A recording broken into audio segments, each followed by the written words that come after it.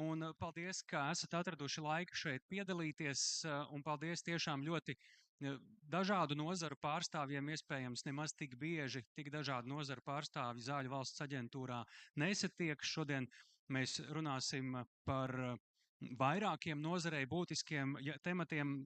Sāksim mēs vairāk ar veselības tehnoloģiju novērtēšanu, tad runāsim par zāļu reģistrācijas aktualitātēm, medicīnisko ierīču jomas prasībām un arī digitālajiem risinājumiem nozarē. Un šodien auditorija tiešām dažāda. Es zinu un redzu, ka te ir gan zāļu ražotāji, gan zāļu reģistrācijas apliecību īpašnieki, medicīnisko ierīču jomas uzņēmumi, arī lieltirgotavu pārstāvji, kā arī veselības aprūpes speciālisti, ārsti, farmaceiti un arī citi interesanti. Un paldies jums vēlreiz par lielo atsaucību.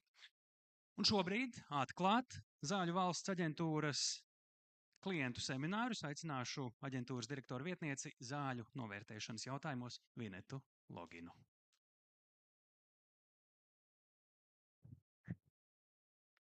Stiprs mikrofons. Labdien! Paldies Tālim. Viņš daļu manas runas jau ir pateicis, uzrunāt jūs, gan arī pasakot paldies, ka jūs esat ieradušies tik kuplā skaitā. Jā, šodien ir aktualitātes daudz un arī nopietnas. Kā mēs zinām, gan farmācijas nozare, gan medicīnisko ierīču nozare piedzīvā būtiskas pārmaiņas. Un šīs pārmaiņas ir saistītas ar to, ka Eiropa domā, kā stiprināt kapacitāti, domā par datu kvalitāti, caurspīdīgumu un procesu efektivitāti. Arī mēs šodien mēģināsim ieskatīties caur dažādām tēmām un parādīsim, kā mēs saskaramies arī mēs ar šīm pārmaiņām un kā mēs varam uzlabot savus procesus. Līdz ar to es jūs visus aicinu būt atraktīviem, uzdot jautājumus, dalīties ar savu pieredzi, pozitīvo, negatīvo. Tā arī ir pieredze, daba pieredze. Un būt kopā ar mums līdz pašām beigām, jo saprotu, daļa klientu ieradīsies arī otrajā daļā, jo kopumā mēs esam lepni par to, ka mēs spējam nodrošināt šo pasākumu 160 dalībniekiem, kas ir pieteikušies. Tā ir pirmā reize, kad aģentūra rīko pasākumu ārpus aģentūras telpām. Tātad izmantojot šo iespēju, ka šeit ir dažādu nodaļu pārstāvi par dažādām tēmām un droši komunicēt, jo kopējā sadarbība mums ir visiem viena, un mums ir kopīgs mērķis, uz ko mēs ejam. Un kopīgais mērķis paliek nemainīgs. Tas ir, ka mēs nodrošinām, ka tirgu ir pieejamas drošas, kvalitatīvas un efektīvas zāles un medicīniskās ierīces. Saku jums visiem paldies, izbaudiet šo dienu, un tad aicinu nākamo. Tā. Mums tad ir jāsāk ar tādām dažām organizatoriskām atkāpēm. Ja par tiem jautājumiem, uz ko Vineta aicināja, tos es saskaitīju, var pat 3 veidos iegūt atbildes uz jautājumiem. Viens ir vienkārši šeit pa taisno pēc prezentācijām jautājot. Tur gan mēs mēģināsim arī taupīt laiku un sabalansēt to, ka ir gan jautājumi un atbildes, gan arī varbūt mēs neaizskrienam pārāk tālu. Tāpat arī otra iespēja, un to tiešām liels paldies visiem, kuri to jau ir izmantojuši, iesūtot jautājumus pirms semināra. Un te mēs tiešām esam centušies, es zinu, Zāļu valsts aģentūra to ir čakli darījusi, un prezentētāji tie jautājumi jau būs iekļauti cik vien iespējams prezentācijās un atbildēti arī tajās. Bet ja jūs neesat saņēmuši kādu atbildi uz kādu no jautājumiem, kafijas pauzē pēc semināra droši nāciet klāt pie Zāļu valsts aģentūras ekspertiem un arī tad runājiet patiešo, jo es pieņemu, ka ne visi jautājumi ir jāuzdod arī skaļi. Un arī tie, kuri vēl nesaņems atbildes šādā veidā, ja Zāļu valsts aģentūra ir jūsu kontakti, tad saņems rakstiski atbildes. Tur varbūt kādu alkonīti pauzē var iebakstīt kolēģiem, lai, ja tas ir svarīgi, lai tā atbilde tiktu tiešām saņemta. Tāpēc aicinām celt rokas pēc prezentācijām un uzdot šos jautājumus. Un, ja jūs īpaši uzskatāt, ka tas ir arī visiem svarīgi, tad vēl jo vairāk. Kas par to tehnisko pusi? Un vēl pirms turpinām programmu, man ir oficiāli jāinformē, ka tas, kas šobrīd šeit skan mikrofonā, arī tas, ko es tagad runāju, tiek ierakstīts. Bet, kā jūs redzat, šeit nav video kameru, tas ir tikai audio ieraksts. Un šis audio ieraksts arī tad pēc tam būs noklausāms tiem kolēģiem, kuri šeit varbūt nav klātienē varējuši būt. Tas būs noklausāms kopā ar prezentācijām, ko mēs redzēsim Zāļu valsts aģentūras YouTube resursos. Un tur nebūs iekšā to jūsu uzdoto jautājumu, lai jūs šeit justos brīvāk un tiešām praktiski varētu uzdot tos jautājumus un šeit arī klātesoši izmantot to lielisko iespēju saņemt arī klātienē atbildes. Bet uzreiz arī tātad divas labas ziņas mēs saņēmām, gan ka vēlākie citi, kuri nav šeit klāt, varēs to visu saņemt, gan arī to drošības sajūtu. Bet nu ķeramies pie konkrētām prezentācijām. Veselības aprūpes tehnoloģiju novērtēšana, jeb HTA vai HTA angļu valodā, tā tiešām kļūst par arvien nozīmīgāku posmu jaunu zāļu un arī medicīnisko ierīču ceļā pie pacientiem, un iespējams daļa no jums šeit arī ir tieši tāpēc, ka Eiropas Savienībā ir stājusies spēkā šī jaunā HTA regula, kas tad paredz vienotu klīnisko novērtējumu veikšanu un ciešāku sadarbību starp dalību valstīm. Un šis temats ir īpaši aktuāls tieši farmācijas uzņēmumiem, jo ir svarīgi izprast jaunās prasības un to arī praktisko piemērošanu. Par šo tematu plašāk tūdaļ mums stāstīs Zāļu valsts aģentūras veselības tehnoloģiju novērtēšanas nodaļas vadītāja Antra Fogele un aicināšu arī nodaļas vecāko eksperti Anitu Vīksnu palīdzēt. Lūdzu. Paldies. Labdien. Esmu iespaidot redzēt tik lielu auditoriju un vēl par HTA regulu man nav nācies stāstīt tik daudz cilvēkiem. Un tā kā es zinu, ka daļa no jums nav tiešie varbūt tās manas nodaļas sadarbības partneri, es tik lūgtu arī mazliet pastāstīt, mazliet atkāpties par vēsturi, par šo vispār principu, par HTA regulas principu.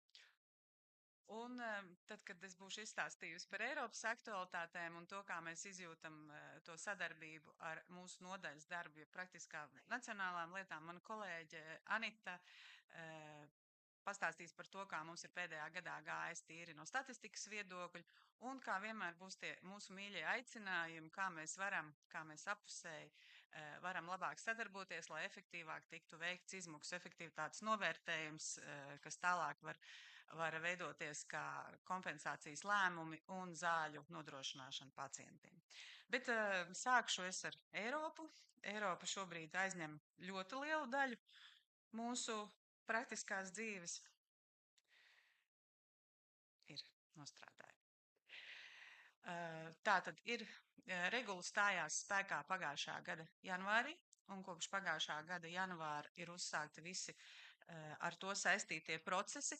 Pavisam vienkārši un īsumā regula attiecās gan uz jaunajām zālēm, jauniem zāļu vispārīgajiem nosaukumiem, gan uz konkrētām medicīniskām ierīcēm. Ne visām, bet īpaši atlasītām augsta riska medicīniskām ierīcēm. Un tas kopējais darbs, kas tiks nodrošināts, ir uzsākts un tiks nodrošināts Eiropas līmenī, būs šis te kopējais klīniskais novērtējums. Ar domu, ka visām tagad vairs katra valsts atsevišķi neveiks šo novērtējumu, tas tiks veikts centralizēti, bet, protams, ar visu dalību valstu iesaisti un ar visu dalību valstu mazajām rociņām, kas to darīs. Šajā klīniskajā novērtējumā akcenti tiks likti uz ieguvumiem, jauno zāļu sniegtajiem ieguvumiem salīdzinājumā ar terapijām, kas ir pieejams klīniskajā praksē Eiropā šobrīd. Un otrā svarīgā lieta, ka šie izvērtējumi nedos ne secinājumus, ne ieteikumus, ne rekomendācijas, neko tādu, kas tālāk varētu ietekmēt dažādu valstu kompensācijas procesus. Ekonomiskā novērtēšana, farmakoekonomika, lēmumu pieņemšana, ietekme uz budžetu, pacientu grupu izvēle, citi kritēriji, tas joprojām paliks nacionālajā līmenī.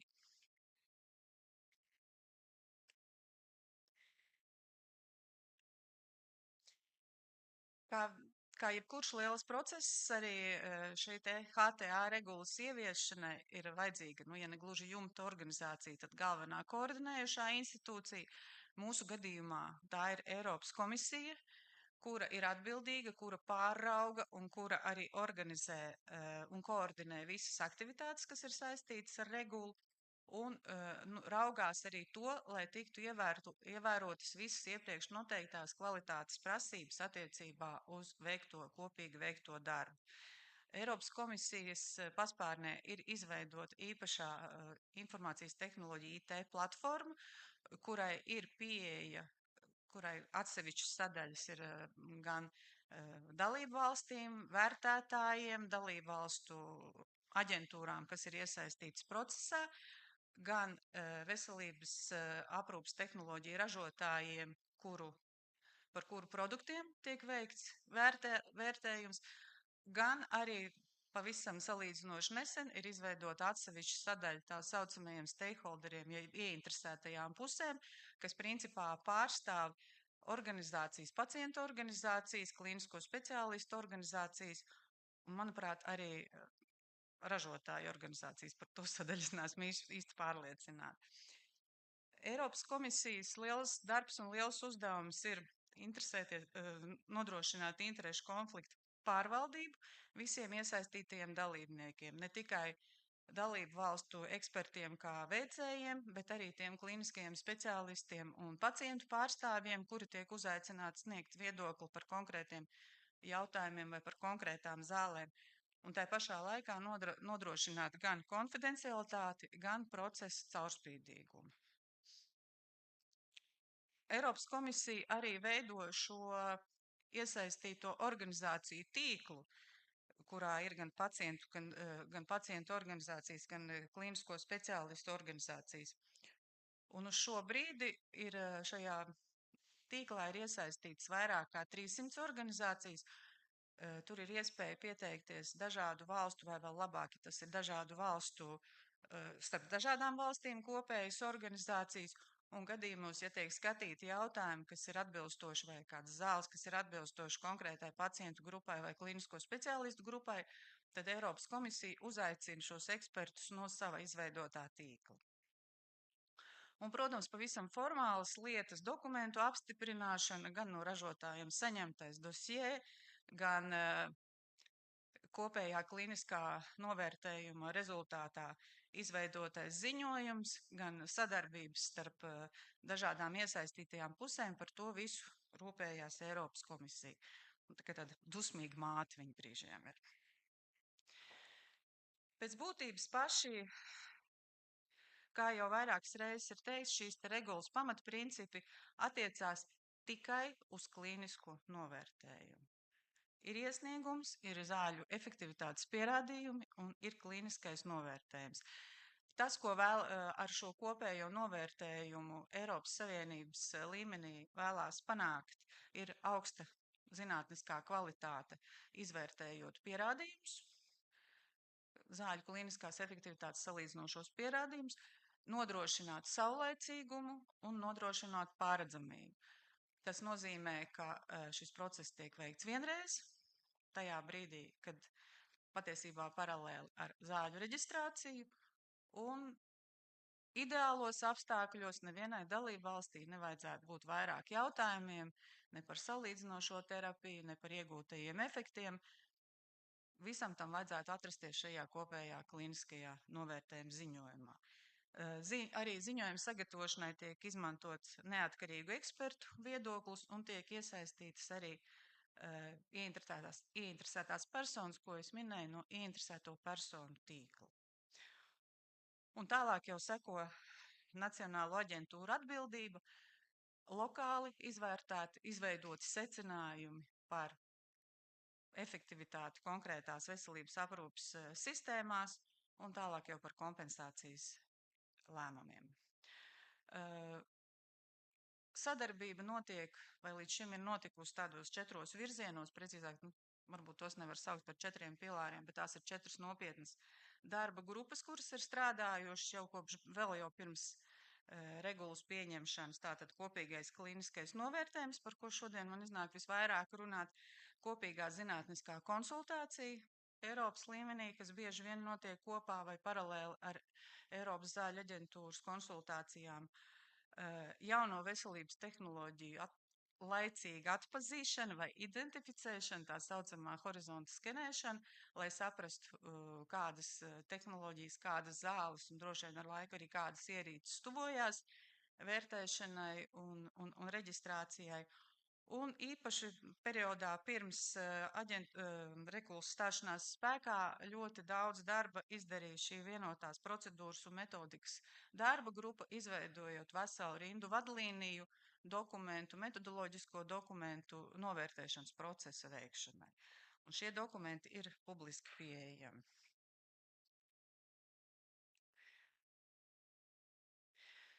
Kā tad tas viss izskatās uzliekot uz papīra? Šie paralēlie procesi, abi procesi sākās, var teikt, vienā dienā numur 1, kad Eiropas zāļu aģentūra saņem ražotāju iesniegumu zāļu reģistrācijai un tirzniecības atļaujas izsniegšanai. Arī šo te informāciju par to, kad ir šāds ražotājs, ir šādas zāles un ir šāds process uzsākts, saņem arī kopīgā klīniskā novērtējuma procedūras veicēji.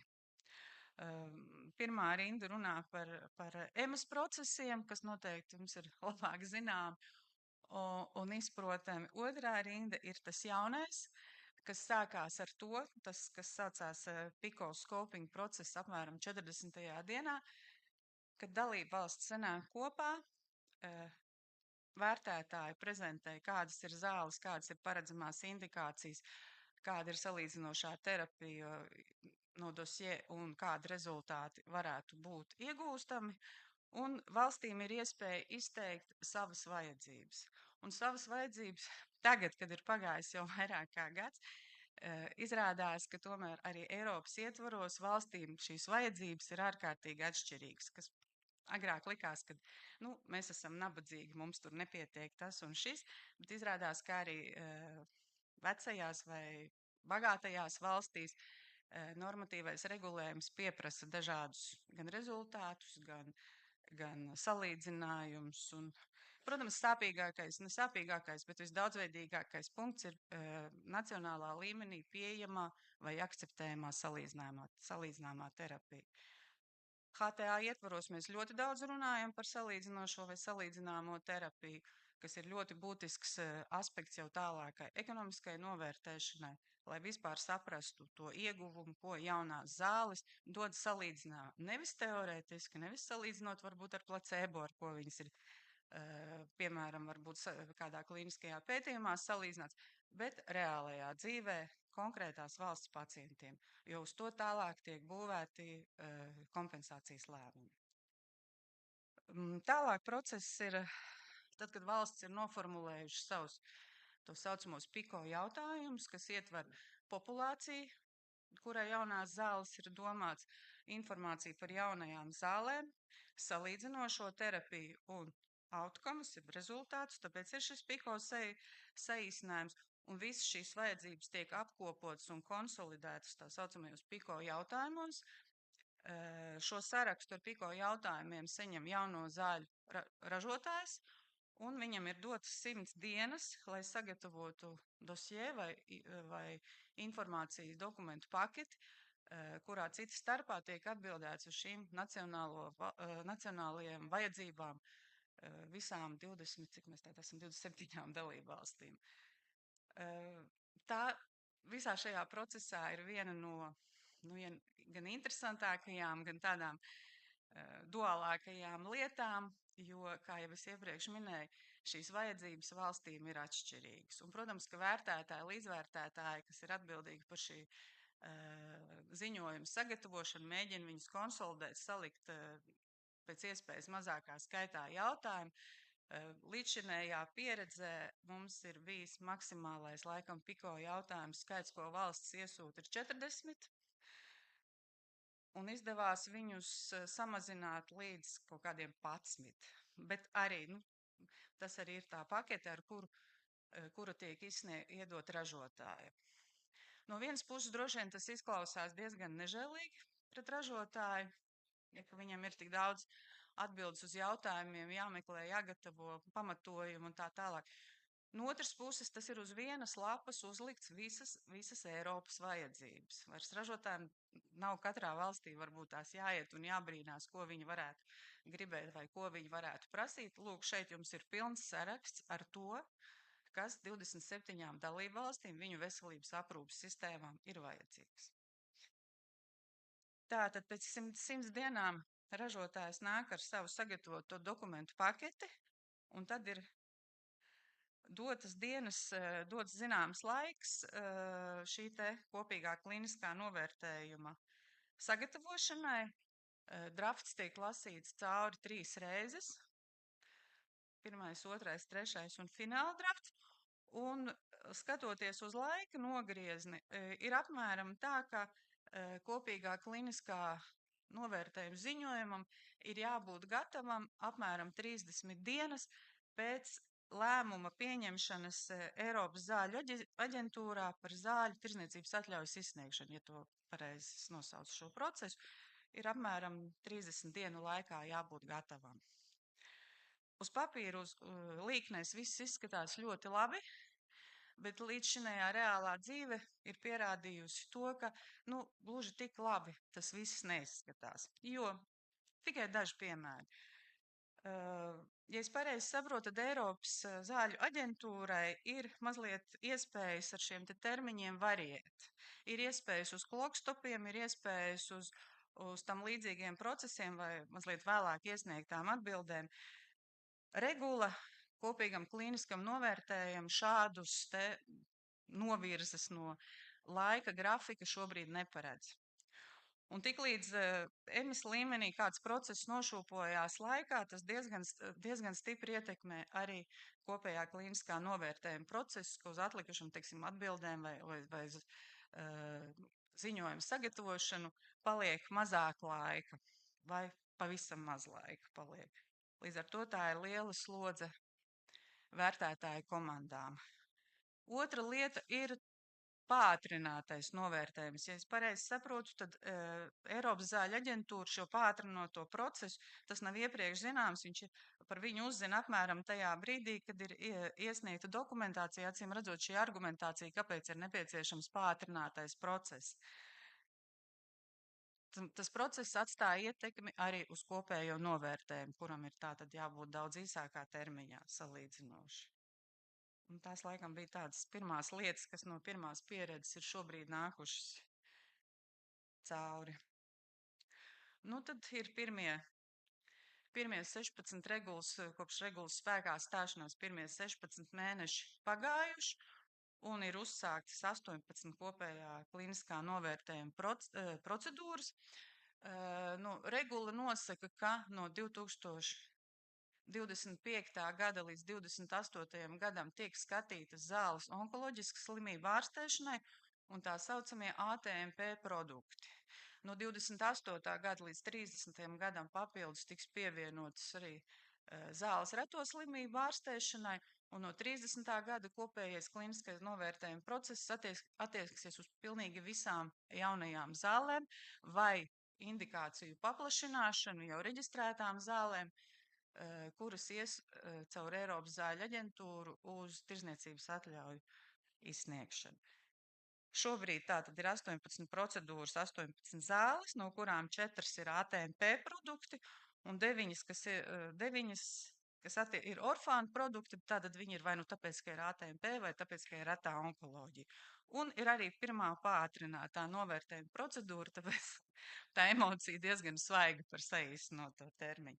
Tā skaitā ir arī viens atsaukums no ražotājs, bet vairāk EMAS procesa dēļ ir atsaucis savu iesniegumu ar tekstu, ka viņiem vēl vajag pagatavoties, lai labāk sagatavotu un pamatotu savu klinisko, vai visu efektivitāti, kas tiek prasīta EMAS procedūrā. Protams, tas arī nav mazsāpīgi, jo kopējā kliniskā novērtējuma veicēji vērtētāja, līdzvērtētāja komanda bija apmēram vairāk kā 50% no kopējā lielā darba izdarījusi. Tagad tas izrādījās, ka tas ir uz šo brīdi tas ir liekas. Tātad vērtētāja komanda sastāv no 2 valstīm. Tātad vērtētāji, līdzvērtētāji, tiesību ziņā viņi ir līdzvērtīgi. bet visu laiku paralēli sadarbojās. Līdz šim ir iesaistījušās šajos procesos 15 dalību valstis un 18 aģentūras. Tātad vairākas valstis tiek pārstāvētas ar vairākām aģentūrām. Ja 2025. gadā bija plānotas kaut kādas 20, 30 procedūras uzsākt, visas tās nerealizējās, tad 26. gadā tiek plānots, laikam diezgan stabili plānots apmēram 50 procedūras. Līdz ar to tas ir liela slodze arī visām iesaistītajām HTA aģentūrām nodrošināt šo komandu vērtētāju, līdzvērtētāju komandu. Un šīs 50 procedūras attiecās uz jaunajām zālēm, tā saucamās indikāciju paplašināšanas vai otrā tipa izmaiņas, un tās iepriekš nav īpaši prognozējamas. Par izaicinājumiem jau es kaut ko jau esmu minējusi, ir prognozējumie un neprognozējumie. Tātad prognozētie ir šī te vērtētāja, līdzvērtētāja kapacitāte un tās kapacitātes būvēšana. Ar kapacitāti šeit nedomāju tikai to, vai ir speciālisti, kuri ir aģentūras, kuras var atļauties gandrīz uz gadu no sava ikdienas darba izdalīt sākot no 2 līdz lielākam skaitam ekspertu, kuri var piedalīties pilnīgi ar visu savu laiku un ekspertīzi piedalīties kopējā klīniskā novērtējumā. Ar kapacitātes būvēšanu šeit ir domāta ne tikai tas, ka ekspertu pašu izglītošana un attīstība, bet arī tas, ka šajā komandā bieži vien ir vajadzīgi ne tikai klīniskie eksperti, bet arī statistiķi, informācijas atlases speciālisti, noteiktos gadījumos epidemiologi un vēl dažreiz iepriekš neparedzami speciālisti, ko aģentūras atzīst, ka nevienmēr ir tā, ka viņiem visu šie speciālisti ir, kā saka, uz borta un jāmeklē ir, kurš var darīt šo darbu, un tur ieslēdzās jau daudz citas procedūras, kaut vai interešu konfliktu, sākot ar interešu konfliktu deklarēšanu un beidzot ar to, vai vispār valstī tādi speciālisti ir pieejami. Tas pats attiecās arī uz komandas sastāvu un par paralēlajiem procesiem, kā jau es teicu, aģentūrām, arī mūsu aģentūrai nacionālās vajadzības neviens nav atcēlis. Mums ir šobrīd jau jābalansē un uz priekšu būs arvien vairāk jāizbalansē starp šiem divām, starp Eiropas procedūrām un nacionālajām procedūrām. Un tas, par ko ir norādījuši līdzšinējo procedūru vērtētāji, līdzvērtētāji, ka dokumentācija, kas tiek saņemta no ražotājiem, nevienmēr atbilst tiem kritērijiem, kādi ir izvirzīti kopējā klīniskā novērtējuma veikšanai. Un vienmēr ir vai nu jāprasa papildus dokumentācija, vai ir atbilde, ka šādas dokumentācijas nav, līdz ar to ir grūti veikt novērtējumu. Nu, tā ir reālā dzīve, ar ko mēs esam sastapušies arī savās procedūrās. Lietas, kuras ir grūtāk prognozējams. Tātad, kurā brīdī, kad iestāsies iesniegums Eiropas zāļu aģentūrā, kura būs parātrinātā procedūra, kad iestāsies otrā tipa izmaiņas, kas iepriekš nav tikušas prognozēšanas, kurā procesa stadijā var iestāties atsaukums, un atkal viss padarītais darbs zināmā mērā ir vējā termiņu neievērošana vai ievilkšanās vai informācijas sniegšana pēdējā brīdī. Nenosaktie piko jautājumi. Tas ir sāpīgs, ļoti sāpīgs, plašs punkts, jo, kā jau es minēju, šajos piko jautājumos katra valsts izsaka savas vajadzības. Un ja kopīgā klīniskā novērtējumā, kura augstākais ideja, kāpēc tāds vispār tika veikts, kā ar vienu dokumentu tiks nosaktas visas vajadzības, ja mēs to nevaram atrast, tad patiesībā tas ir dubults sloks Nacionālajai aģentūrai pēc tam nākošajos procesos. Un mūžam aktuālais jautājums par mākslīgā intelekta integrāciju gan dosie veidošanā, gan novērtējumos, cik tālu, cik plaši, kā norādīt, kā ar to darboties, lai nesanāk situācija, varbūt mazliet komiska, kad viens mākslīgais intelekts ir iesniedzis dokumentāciju, un otrs mākslīgais intelekts viņu tagad izvērtē, ja, un cilvēki stāv malā un dzer kafiju, un pēc tam neviens nezina, kas beigās, kāpēc tādi secinājumi vai kāpēc kaut kas ir noticis. Katrā ziņā tas ir, šie ir tie procesi, par kuriem joprojām ļoti, nevis joprojām, tiek runā un runā un runā.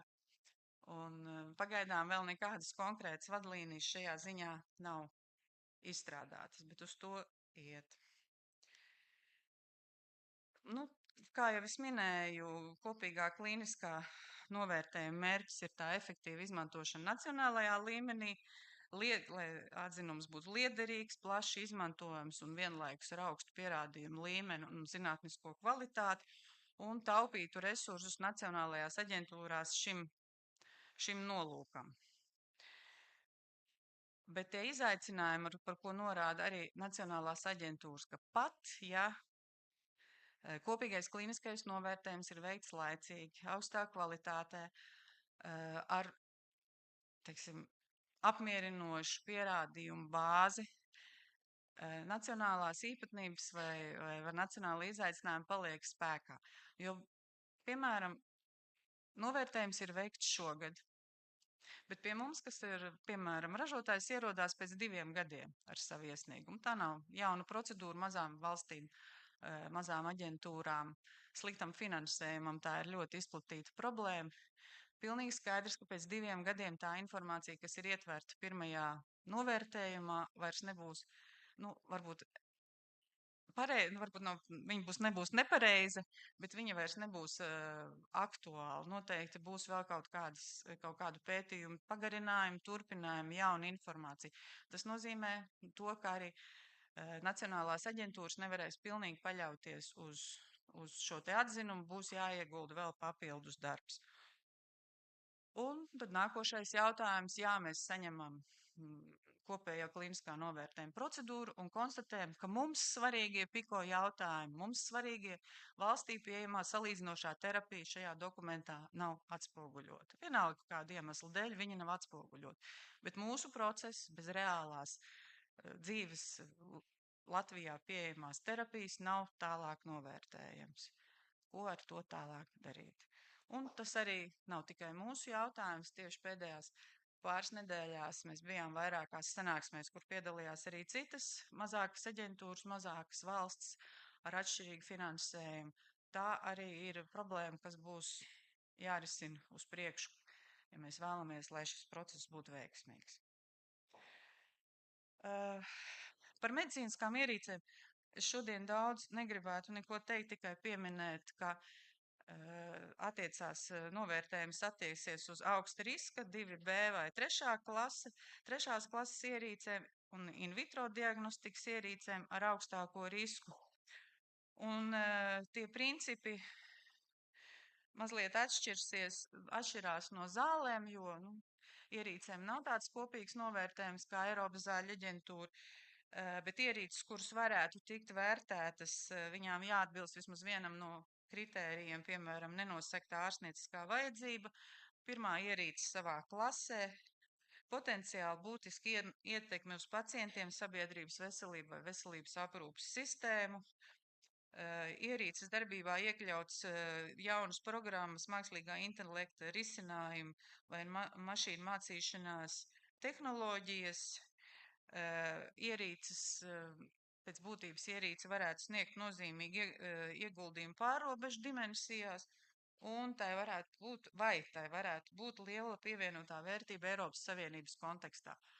Un šīs ierīces tiks izvēlētas pēc ekspertu ieteikumiem. Eiropas komisija apstiprinās izvēlētās ierīces, kurām tiks veikts šis process.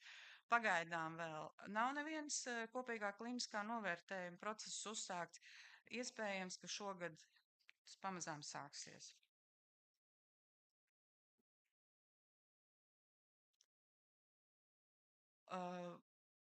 Vēl viens būtisks aspekts, ne tikai kopējais klīniskais novērtējums, bet arī šīs kopīgās zinātniskās konsultācijas, kas, protams, ir liels ieguldījums tam brīdim, kad zāles jau būs tikušas līdz vērtēšanai iepriekšējās. vērtēšanai, iekļaušanai zāļu reģistrā. Pagājušajā gadā tika pieprasītas 17 konsultācijas, no kurām daļa paralēli ar Eiropas zāļu aģentūru un atlasītas un pabeigtas 7 konsultācijas. Piedalījās 12 dalību valstis.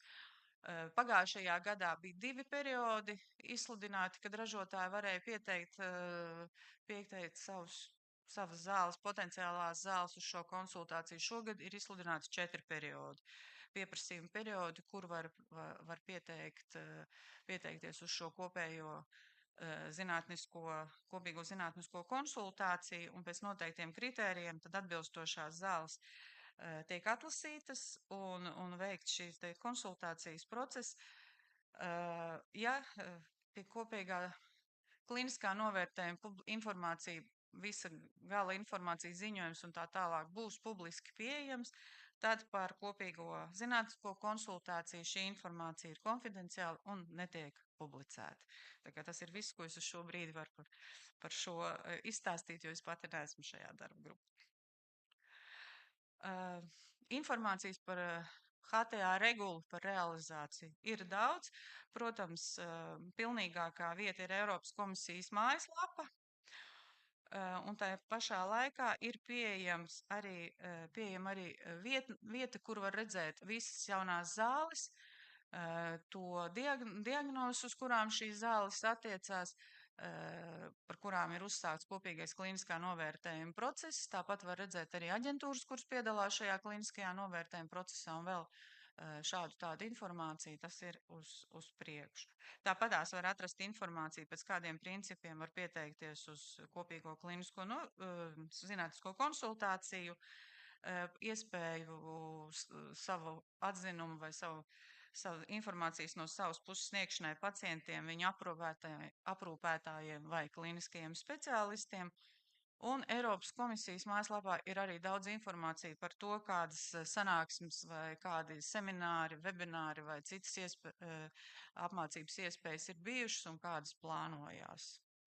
Tā kā tur viss šīs aktivitātes notiek ļoti ātri. Un te ir pirmais uzvarētājs. Pagājušajā nedēļā ir publicēts pirmais klīniskais novērtējums. Tas attiecās uz pretaudzēju līdzekli zālēm pediatriskās zemes pakāpes gliomas ārstēšanai. Arī atbilst tātad ne tikai kā zāles onkoloģisko slimību ārstēšanai, bet arī orfānu zāles. Tātad te ir vietiņa, kur var atrast šo visu informāciju un visu dokumentu paketi var atrast. Kā saka, dokuments nav mazs. Pats ziņojums ir 154 lapas. Pati dokumentācijas pakete ir vairāk kā 200 lapas ar pielikumiem. Vēl tiek veidots kopsavilkuma ziņojums un vēl tiek publicēta ražotāja veikta faktu precizitātes pārbaude un atbildes uz tās izmantošanu. Pavisam īsi ieskatoties, šīm zālēm bija izvirzīti 8 piko jautājumi. Atbildi ir uz 1,5 no viņiem. Tā kā skatīsimies, kā tas viss attīstīsies. Lūk, un man mīļākā bildīte, ko es, man liekas, jau 2. gadu izmantoju, tauriņu spārnu efekts. Protams, ka jebkuras izmaiņas veselības tehnoloģiju novērtēšanas regulā Eiropā atstās iespaidu arī uz mūsu darbu. Lietas, varbūt vispārīgās lietas, kuras vienmēr katrā sanāksmē tiek minētas, par kurām mums apusē gan zāļu ražotājiem, gan arī HTA veicējiem, vērtētājiem ir jādomā atbilstība salīdzinošajām terapijām, uzlabota laba, pilnvērtīga, cik tas ir iespējams, dokumentācijas kvalitāte un vērā ņemamie nacionālie uzdevumi, jautājumi vai nacionālās veselības aprūpes sistēmas īpatnības. Un droši vien jautājums, ko mums ir uzdevuši, ko jūs darīsiet, kad atnāks pirmais iesniegums ar kopīgo klīnisko novērtējumu? Vēl viņš nav atnācis. Bet mēs darīsim to, ko mēs darām vienmēr. Mēs pārbaudīsim, vai diagnoze un pacientu grupa, kuru ražotājs ir norādījis savā iesniegumā, atbilst tai, par kuru ir informācija pieejama kopējā kliniskā novērtējumā. Vai šī diagnoze pacientu grupa un attiecīgi arī izvērtētā terapija ir aktuāla Latvijai, vai ir analizēta un vai ir pieejama informācija par atbilstošu salīdzinošo terapiju un efektivitātes rezultātiem. Tas, par ko mēs bažījamies, tas jau izriet arī no visa mana iepriekš teiktā, vai būs nosaktas nacionālās vajadzības, vai informācija būs gan aktuāla, un vai mūsu ekspertiem būs laiks ar to nodarboties, jo tajā brīdī varbūt mums gāzīsies pāri liels apjoms ar Eiropas procedūrām, no kurām mēs nevarēsim izvairīties. Tāpēc bildītē ir sniegpulkstenīši, skatīsimies, kas nāks no zemes ārā. Tas būtu īsumā viss par Eiropu, un Anitai došu vārdu par ikdienas jautājumiem.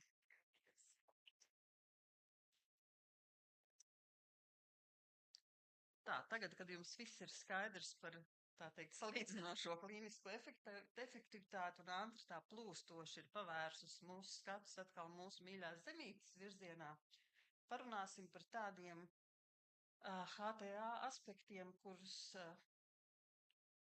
jaunā Eiropas regula, kur gan saucās HTA regula, bet tomēr neskar ne mazākajā mērā, un tas ir ekonomiskais, jeb izmaksu efektivitātes, jeb farmakoekonomiskais novērtējums. Vispirms pastāstīšu, kā mums ir gājis kopš mūsu pēdējās tikšanās saņemtie iesniegumi. Esam 2025. gadā saņēmuši 41 iesniegumu. Šogad tendence ir līdzīga. Ar sagatavotu atzinumu skaitu tik labi šogad neiet, kā gribētos, kaut arī iet labāk nekā gāja. Un daļēji, kas ir saistīts ar priekšpēdējo rindiņu, proti šogad ir diezgan daudz vēstules rakstītas. Tās ir principā lietas, kuras varētu būt pabeigtas, ja ar viņām viss būtu kārtībā ekonomiskajos aspektos, un viņas tā jauki parādītos pirmajā rindiņā, bet ir viņas tur, kur viņas ir, proti klokstop režīmā. Biežākās diagnozes nemainīgi krūts vēzis, plaušu vēzis, un jā, termiņi. Te mēs tā kā mazliet gribam pasist sev uz pleci, un nav nekāds noslēpums, ka mums bija milzu krīze iestājusies termiņu sakrā. Tie, kas nezin, mums ir maksimums 120 dienās jāpieņem. Pagājušajā gadā mums vidējais termiņš bija 174 dienas, 240 bija maksimālais. Bet pateicoties, mums ir divas jaunas, ļoti aktīvas un zinošas kolēģis, pateicoties viņām, mums ir izdevies jau tā kā, tā teikt, pietuvoties un pat nonākt tādās salīdzinoši pieklājīgos rāmjos, mēģināsim tajos turēties. Papildus ekonomistu neesam dabūjuši. Informāciju pārdomām. Tagad nemocīšu jūs daudz ar ekonomiskiem jautājumiem. Citreiz man tur ir ļoti daudz piemēru, šoreiz tikai tādos lielos blokos. Šis nav nekādā veidā uzbrauciens, bet tās ir lietas, kas man lūgtu pievērst uzmanību, lai mazāk mums būtu to vēstuļu, dēļ kurām process apstājās, un lai mēs tā ātrāk un efektīvāk visi virzītos uz priekšu. Nemainīgi pievērsiet uzmanību vai tam, kam jūs, uz ko jūs mērķējat kompensācijas sistēmā un kam jūs vispār sniedzat šo iesniegumu, vai arī tas aprēķins atbilst tam pašam. Nemainīgi skatīties, ko jūs rakstat iesniegumā pacientu grupā, vai tas ir tas pats, kam ir aprēķins, jo burtiski pirms dažām dienām atkal tur bija par ko brīnīties. Nemainīgs jautājums par salīdzinošo terapiju. Vai tas atbilst reālai situācijai Latvijā? Negriežat uz manu pusi. Kur tu nedzirdi? Man ir diezgan skaļa balss. Tātad salīdzinošā terapija, jā, sāpīgs jautājums. Parādīšu arī vienu piemēru. Tā, par efektivitātes rādītājiem, vai tie atbilst, vai tie ir atrodami publikācijās. Šie efektivitātes rādītāji, tātad, kas tiek izmantot ekonomiski aprēķinā, lai pierādītu jūsu zāļu izmaksas efektivitāti. Un modelis elektroniskā veidā tagad jau gandrīz 99% iesniegumu nāk ar modeļiem. Pavisam īsti daži piemēriņi. Par salīdzināmo terapiju. Situācija ir ļoti uzlabojusies. Jūs tam pievēršat tagad uzmanību. Nav tā, ka uzreiz ir jāsāk diskutēt, bet nav noslēpums, ka mūsu gan indikācijas zālēm ir ļoti sarežģītas, ļoti specifiskas pacientu grupas, gan arī kompensācijas sistēmā izrakstīšanas nosacījumi var būt ļoti specifiski.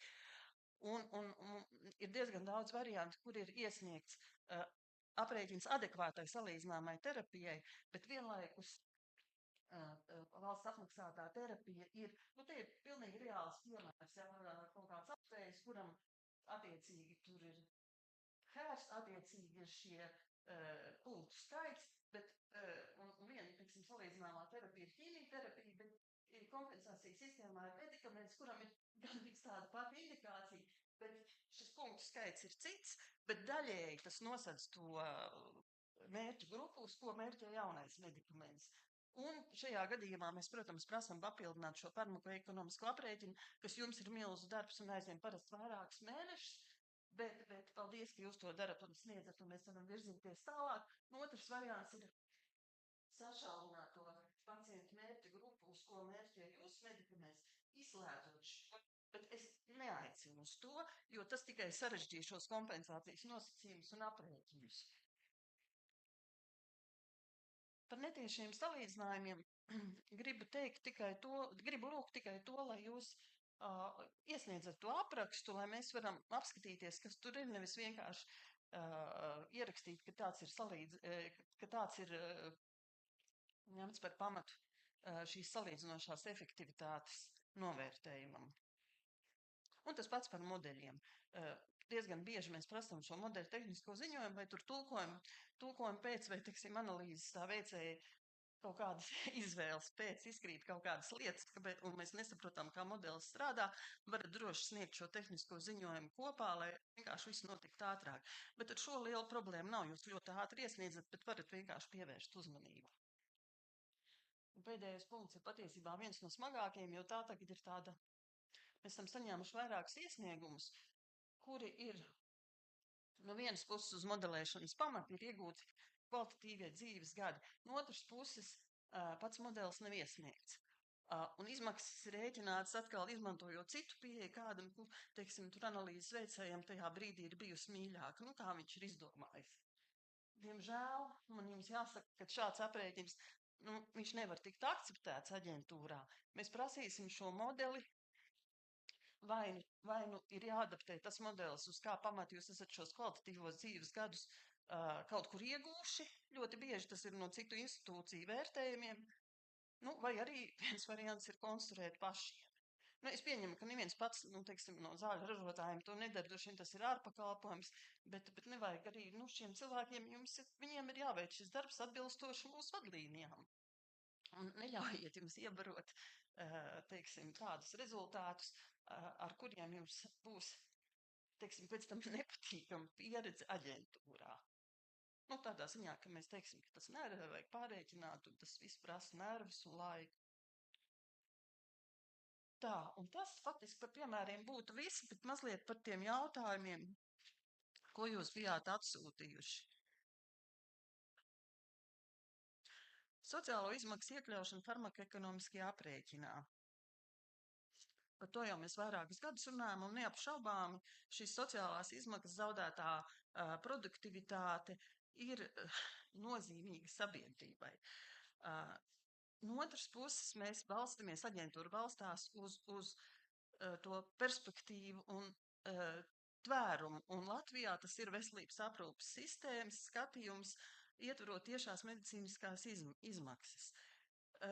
Jāsaka arī, ka citu Eiropas valstu pieredze ir visumā atšķirīga, bet kopumā dominē pieeja, ka tiek analīzes, šis ekonomiskais aprēķins tiek veikts no maksātāja vai veselības aprūpes perspektīvas, un šīs sociālās izmaksas tiek ietverts kā papildus aprēķins.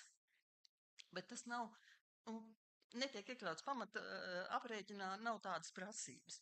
Tāpat tās visās 3 Baltijas valstīs mēs visas balstamies uz šīm Baltijas valstu farmakoekonomiskajām vadlīnijām, un tradicionāli tiek izmantots veselības aprūpes sistēmas skatījums. Arī var tikt iesniegt, protams, šī sociālais skatījums kā papildus analīze, bet, teiksim, būtiskās ietekmes patiesībā uz lēmumu tam nav. Nu, par prioritizācijas rīku šis jautājums mazliet samulsināja. Jautājums ir, vai zāļu aģentūra, tā teikt, ir gatava nodrošināt informāciju, ko Nacionālajam veselības dienestam izmantot prioritizācijas rīkā. Nu, ziniet, es domāju, ka gan aģentūra, gan Nacionālais veselības dienests strādā tādu noteikti regulējumu ietveros. Mēs sniedzam savos atzinumos informāciju, kuru NVD cerams un ticams izmantos savā prioritizācijas rīkā, bet vienlaikus šie citi kritēriji un, teiksim, to piemērošana un informācijas apkopošana, nu, manā skatījumā ir NVD kompetence. Tā, un trešais jautājums ir, kāpēc aģentūra zālēm, kas ir paredzētas reto slimību ārstēšanai, bieži norādam 2 šos izmaksu efektivitātes pieauguma rādītāju sliekšņus. Tātad ir šis saucamais parastais saraksts, kur ir viens šis ICER vai izmaksu efektivitātes pieauguma rādītājs, un tad ir ICER reto slimību ārstēšanai. Vēsturiski ir izveidojies tā, ka pats par sevi tas, ka zāles ir paredzētas reto slimību ārstēšanai, nenozīmē viņas automātiski iekļaušanu reto slimību sarakstā. Arī parastajā sarakstā ir zāles reto slimību ārstēšanai, un kā parastajā sarakstā, tā teikt, esošas, viņas atbilst arī parastā saraksta izmaksu efektivitātes kritērijiem. Aģentūras uzdevums ir, veicot ekonomisko novērtējumu, tā teikt, parādīt visus šos iespējamos aspektus un sniegt pilnu šo informāciju lēmumu pieņēmējiem. Un teiksim, mūsu aģentūras, tā teikt, kompetence nav automātiski noteikt šī sarakstā kategoriju, jo mēs nezinām, nekur iesniedzējs mērķē, nekāds būs gala lēmums kompensācijai, kurā sarakstā iekļaujot. Un es domāju, ka ir arī ražotāji, kuri nemērķē uzreiz uz R sarakstu, bet kuram, protams, ir stingrāki kritēriji un izrakstīšanas nosacījumi un viss cits. Šis mehānisms ir pietiekoši daudz ražotāju, kur nodrošina šo izmaksu atbilstību parastā saraksta prasībām, un viņi tajā arī nonāk. Tā, un ziniet, tas ir arī viss. Runāsim par Eiropas Savienību. Eiropas Savienībā tiek virzīta vērienīga farmācijas tiesiskā regulējuma reforma, un tā paredz arī būtiskas pārmaiņas nozarē. Farmācijas uzņēmumiem ir svarīgi arī izprast, kā šīs pārmaiņas varētu ietekmēt zāļu reģistrāciju, nonākšanu tirgū pie pacientiem, un par šo tēmatu mums stāstīs Zāļu valsts aģentūras primārās ekspertīzes un procedūru koordinācijas nodaļas vadītāja Maija Cirkina. Lūdzu.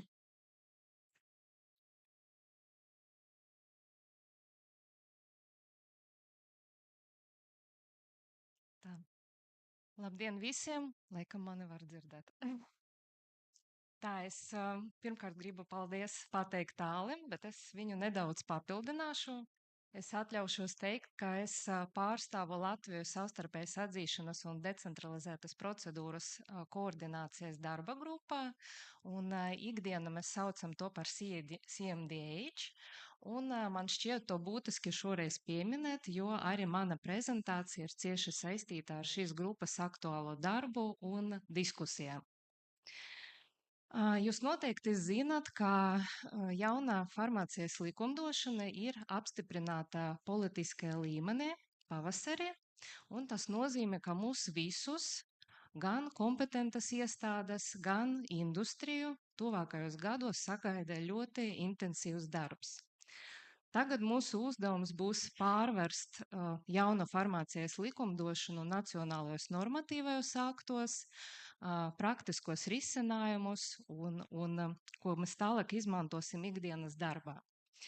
Saskaņā ar Eiropas komisijas jaunāko informāciju, jauna farmācijas likumdošanas formālā apstiprināšana un publicēšana Eiropas Savienības vēstnesī ir plānota šī gada 4. ceturksnī, un pēc tam sekos 2 gadu pārējais periods, kas ir ieviešanas periods, proti līdz 28. gada 4. ceturksnim. Šodienas prezentācijas laika es pievērsīšos tam, kā jauna farmācijas pakotne ietekmēs decentralizēto procedūru un savstarpējas atzīšanas procedūru, to plānošanu, gaitu un arī kompetentu iestāžu pienākumus. Man uzreiz jāsaka, ka darbs pie farmācijas pakotnes ieviešanas CMDH grupā tikai sākas, līdz ar to manai prezentācija būs vairāk informatīvs raksturs, iezīmējot galvenos virzienus un gaidamas pārmaiņas, kas mūs gaida tālāk. Prezentācijas izmantošu dažādus saīsinājumus, ko arī atspoguļoju slaidā. Uzreiz gribu pateikt, ka decentralizēto procedūru un savstarpējas atzīšanas procedūru saukšu par DCP un MRP, lai ietaupītu laiku. Un man arī jāsaka, ka prezentācija norādītie panti, tie ir provizoriski. Pantu numerācija ir provizoriska, jo, kā mūs informē Eiropas komisijas pārstāve, tad šobrīd notiek pakotnes lingvistiska pārbaude un ir skaidri zināms, ka pantu numerācija tiks mainīta, taču saturs paliks nemainīgs. Sākšu ar nelielu atgādinājumu, kāpēc tad vispār reforma notiek tieši tagad un kādi ir tās galvenie mērķi. Eiropas farmācijas regulējums nav būtiski pārskatīts vairāk nekā 20 gadus, bet šajā laikā nozare ir kļuvusi globālāka, dinamiskākā un arī modernāka un tehnoloģiski sarežģītākā. Bet neskatoties uz to, mēs joprojām novērojam, ka pacientiem ir neapmierinātas medicīniskas vajadzības. Savukārt dalībvalstīm saglabājas nevienlīdzība zaļu pieejamību un cenās. Kā arī zināmu spiedienu rāda arī antimikrobiāla rezistence un arī Covid-19 krīze izgaismoja sistēmas trūkumus. Kādi tad ir reformas mērķi? Pirmam kārtām stiprināt inovācijas. Padarīt regulējumu vairāk efektīvāku un digitālāku, uzlabot pacientu piekļuvi zālēm, kā arī stiprināt piegādes ķēdes, un tāpat ir svarīgi saglabāt konkurenci starp zāļu pieejamību un cenām, papildu tam vienlaikus stiprinot vides ilgtspēju. Šajā slaidē esmu apkopojusi galvenas regulatīvas izmaiņas, kas skar DCP un MRP procedūras. Tas ietver gan izmainītos laika grafikus, gan jaunu opt-in mehānismu, kas ļaus dalībvalstīm elastīgāk pievienoties procedūrām. Savukārt nepietiekamas kvalitātes dokumentācijas gadījumā reģistrācijas procedūra vairs netiks turpināta, bet par katru no šiem aspektiem mēs izrunāsim sīkāk. Ar farmācijas pakotnēm tiek ieviestas skaidras un vienotas prasības gan validācijas fāzē, gan vērtēšanas posmām. Vispār pirmo reizi likumdošana parādīsies definīcija validācija, jeb ikdienā mēs arī saucam to par primāro ekspertīzi. Un tas būs posms, kurā laikā kompetenta iestāde pārbaudā, vai iesniegums atbilst prasībām, kas ir minētas regulējumā. Ja izvērtēšanas laika kompetenta iestāde konstatēs, ka dati nav pietiekami kvalitatīvi, tad varēs arī pārtraukt pieteikuma izskatīšanu. Regulātoram tiek piešķirtas arī plašākas tiesības, ļaujot tam izvērtēt papildu datus, kas nemaz nav iesniegti pieteicēja reģistrācijas dokumentācijā. Un balstoties uz šiem neatkarīgi iegūtiem datiem, regulātors arī varēs pieņemt lēmumu. Tāpat kompetenta iestāde var, bet tas nav obligāti, tikai nepieciešamības gadījumā pieprasīt pieteicējam izējas datus, jeb tā saucamos raw data par farmaceitiskiem, nekliniskiem un klīniskiem testiem. Ja tiek identificēts potenciāls nopietns risks sabiedrības veselībai, un tas ir saistīts ar atsauces zālēm, tad visam dalībvalstīm ir pienākums apturēt to zāļu reģistrāciju, kuras ir minētas šīs atsauces zāles. Tad pieteikums ir balstīts uz šīm atsauces zālēm. Un apturēšana ir jāpatur tik ilgi, kamēr notiek atsauces zāļu pārvērtēšanas process. Piemērs ir tāds, jūs iesniedzat pieteikumu ģeneriskam zālēm, un izvērtēšanas laikā kompetenta iestāde radas bažas par atsauces zāļu drošumu un efektivitāti, tiek uzsākts pārvērtēšanas process, jeb mēs to saucam par referral procedūru. Tas nozīmē, ka tajā brīdī ģeneriskais pieteikums tiek apturēts un tiek gaidīts pārvērtēšanas procedūras rezultāts. Nākamais punkts jau tagad tiek izmantots ikdienas prakse, bet arī tik skaidri nodefinēts likumdošanā, proti regulātoram ir tiesības atteikt pieteikuma validāciju, ja validācijas laika ir konstatēts, ka tās pašas zāles jau kaut kur ir reģistrētas Eiropas Savienībā, vai šobrīd notiek reģistrācijas process kāda no dalībvalstīm. Šajā gadījumā mums ir jāinformē jūs par to, ka jums ir jāizmanto decentralizēta procedūra, jeb MRP procedūra, nevis neatkarīga nacionāla procedūra. Kā minēju, tas jau darbojas tagad. Bet pāriesim tagad pie decentralizētas procedūras un izskatīsim sīkāk, kādas tad ir veiktas izmaiņas attiecībā uz šo procedūru tipu. Sāksim ar to, ka viens no būtiskākajiem elementiem ir DCP procedūras kopēja ilguma samazināšana no 210 dienām līdz 180 dienām.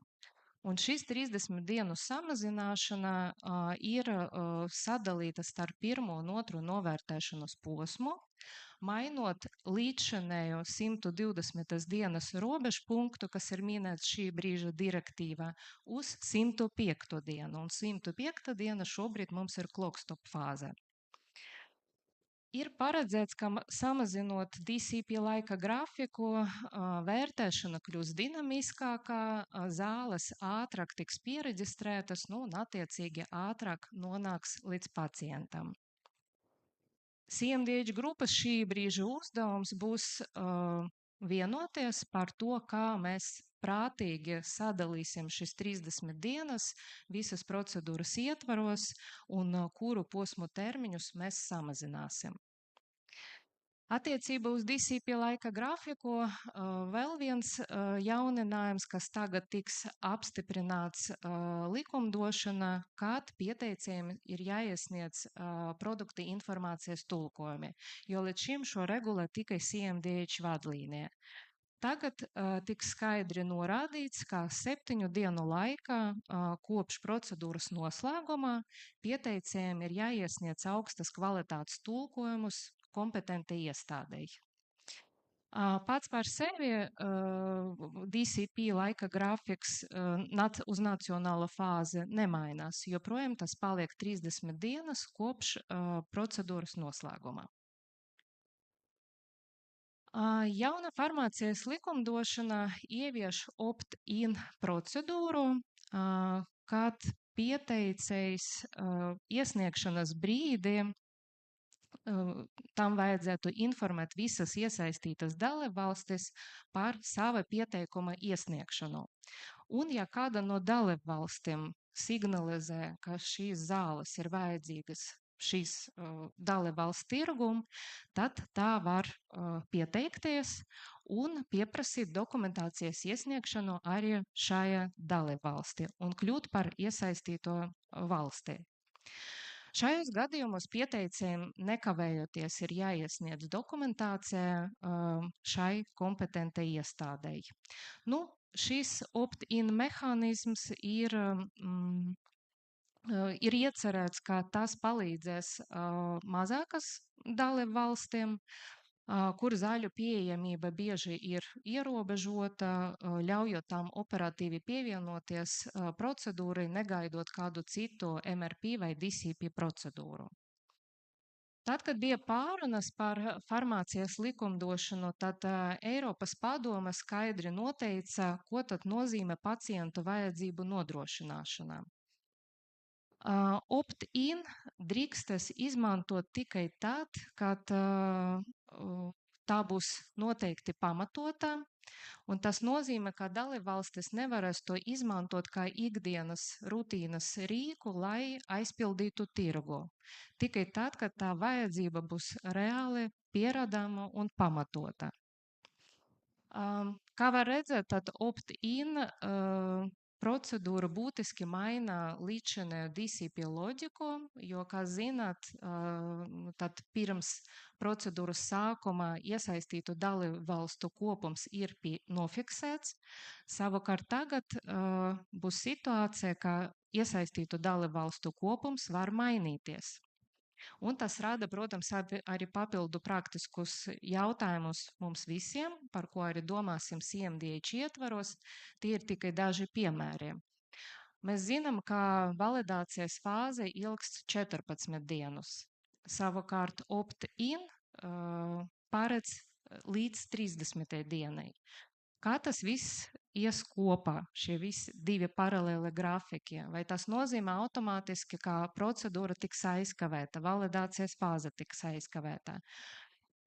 Skaidrs, ka būs jāizstrādā arī kopīgi kritēriji, kā tad vispār opt-in var piemērot un izmantot, un ko vispār nozīmē pacientu vajadzības slieksnis, kā to izmērīt. No savas puses es papētīju situāciju par 25. gadu. Protams, ļoti gribas neveidot papildu administratīvu slogu ne mums, ne jums. Tātad 25. gada uzsākto DCP un MRP reģistrāciju procedūru skaits bija 1600 visā Eiropā. Latvija piedalījās kā iesaistīta valsts plus mīnus 160 procedūras. Opt-in nozīmē, ka nākotnē saskaņā ar jaunu likumdošanu mums no jums būtu jāsaņem paziņojumi, kuri būtu jāapstrādā, jāizanalizē par plus mīnus 1600 procedūram, ja mēs skatāmies uz 2025. gadu. Nu, šeit gribas teikt, ka ļoti svarīgi būs izstrādāt skaidrus un vienotus noteikumus, mēģinot nesarežģīt procesu. Jauna likumdošana paredz, ka DCP pieteikumu var uzskatīt par atsauktu gan validācijas fāze, gan vērtēšanas posmā, ja pieteicējs noteikta laikā neatbild uz mūsu uzdotajiem jautājumiem. Un šīs izmaiņas ir cieši saistītas ar tādu sasāpējušu kopēju problēmu, un proti mēs cenšamies uzlabot pieteikumu gatavību jau iesniegšanas brīdī. Šādi samazinot administratīvu slogu, kā arī uzlabot resursu efektivitāti dalībvalstīs.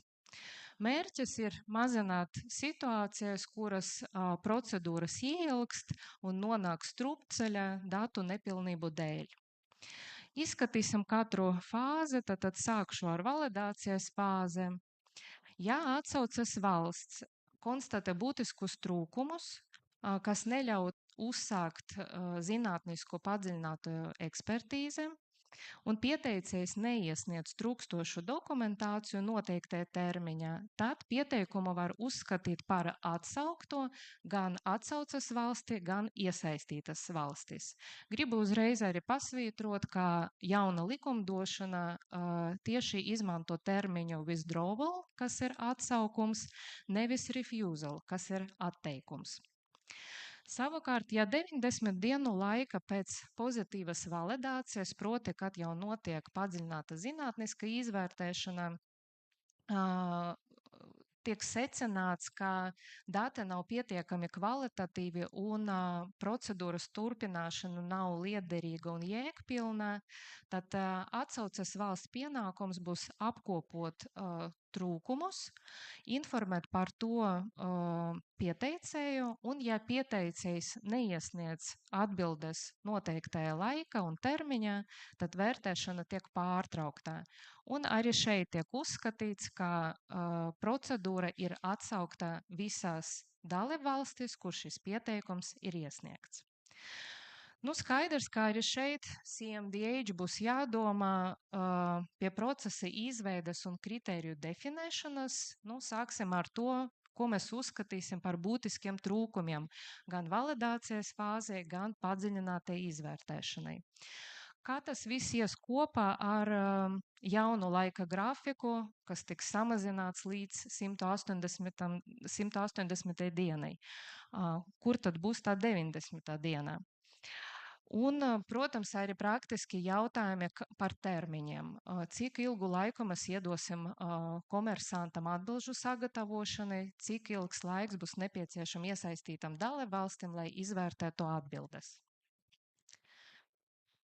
Aplūkosim MRP procedūru un kādas izmaiņas ir veiktas likumdošana attiecībā uz šīs reģistrācijas procedūras gaitu.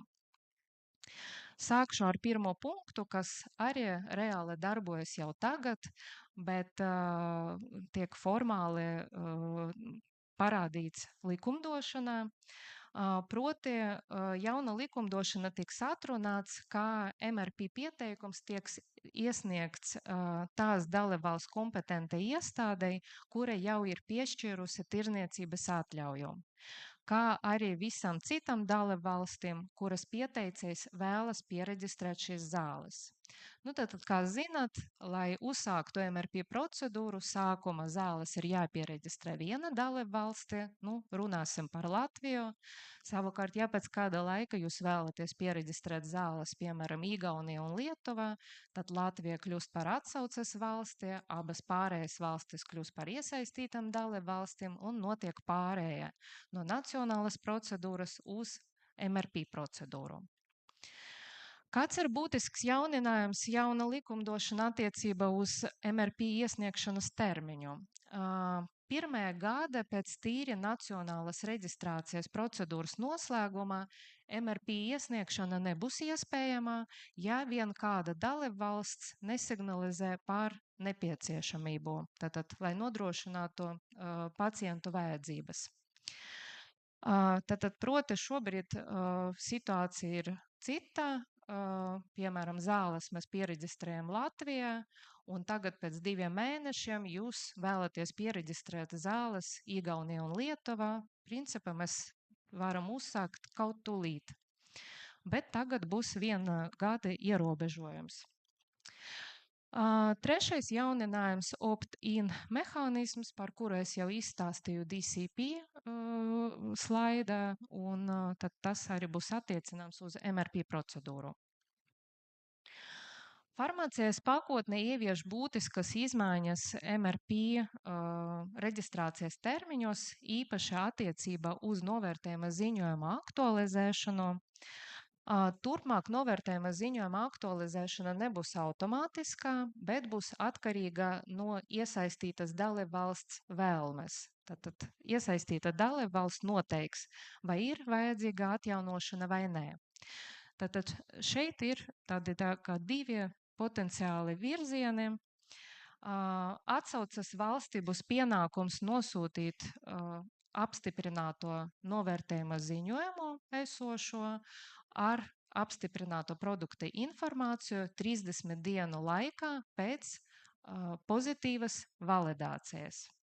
Savukārt, ja kāda no iesaistītām dalībvalstīm pieprasīs novērtējuma ziņojuma aktualizēšanu, tad dalībvalstī, atsaucas valstī, es domāju, tiks iedotas papildu 90 dienas.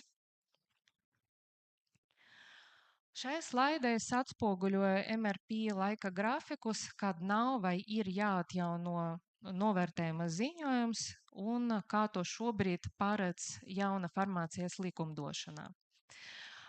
Kā redzat, tad izmaiņas ir ļoti būtiskas, jo, kā zinat, šobrīd atsaucas valsts sagatavo novērtējuma ziņojumu jau pirms validācijas un izsūta novērtējuma ziņojumu kopā ar produktu informāciju validācijas brīdī.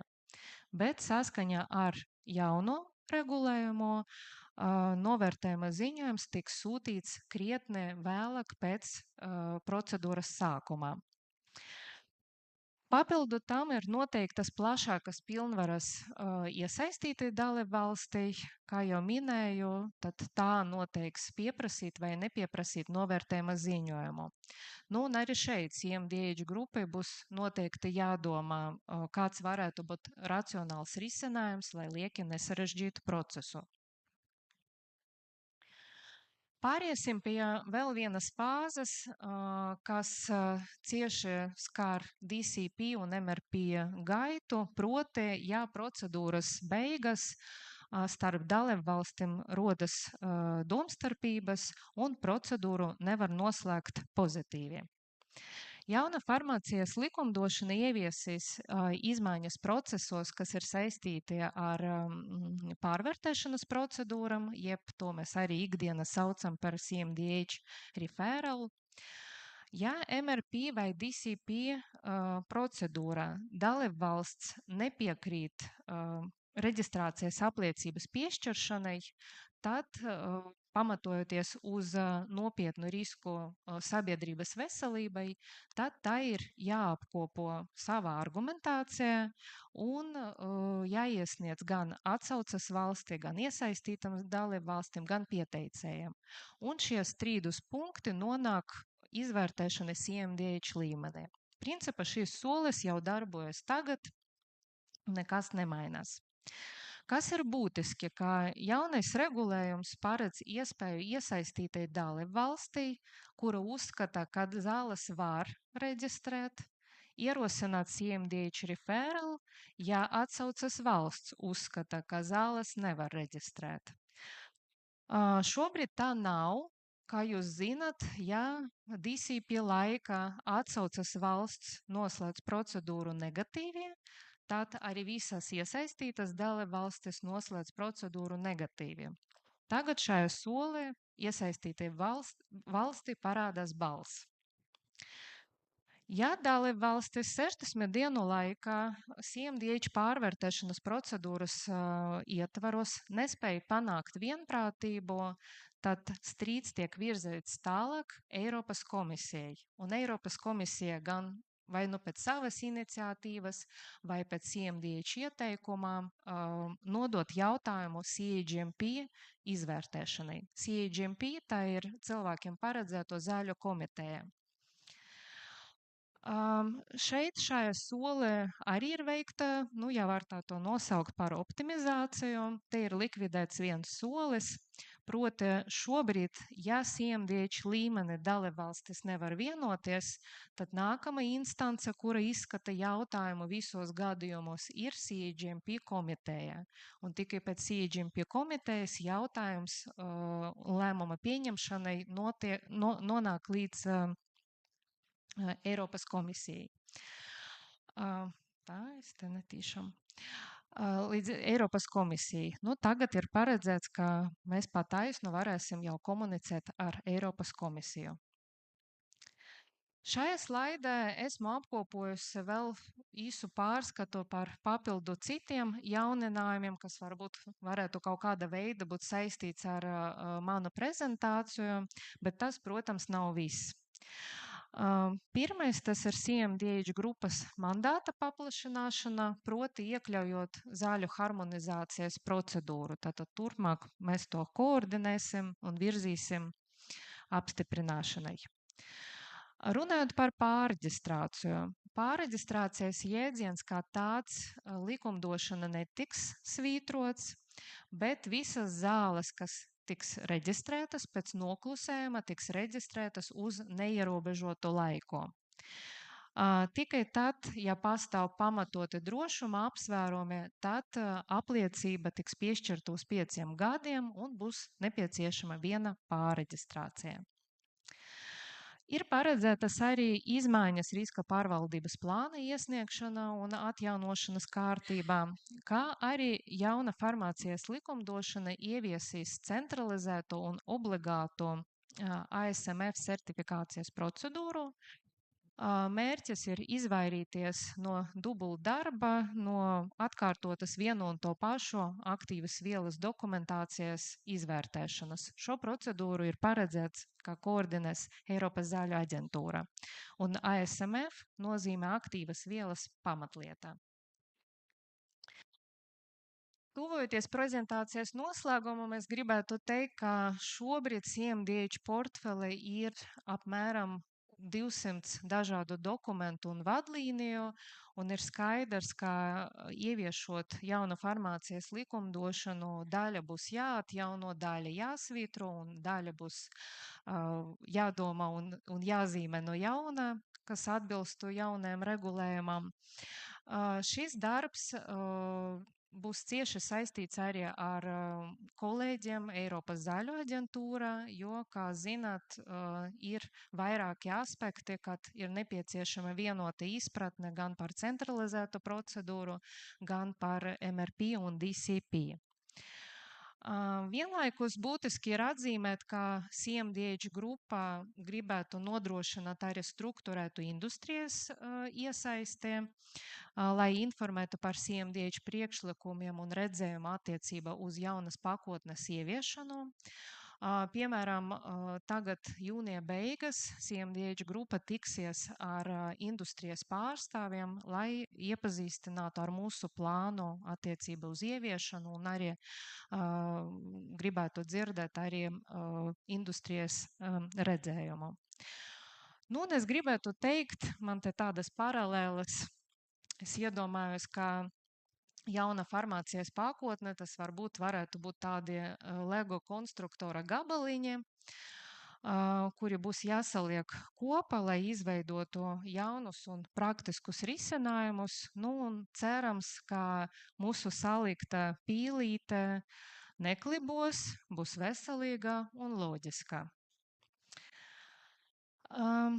Šeit man priekšpēdējais slaides apkopoju informāciju par noderīgiem resursiem, 2 saites uz farmācijas pakotne, tā kā aicinu iepazīties, kā arī Eiropas zāļu aģentūras kolēģi ir izveidojuši sava tīmekļa vietne atsevišķu sadaļu, kura var iepazīties ar informāciju par aktualitātēm un nākamiem soļiem, kas ir saistītā ar jaunas farmācijas likumdošanas ieviešanu.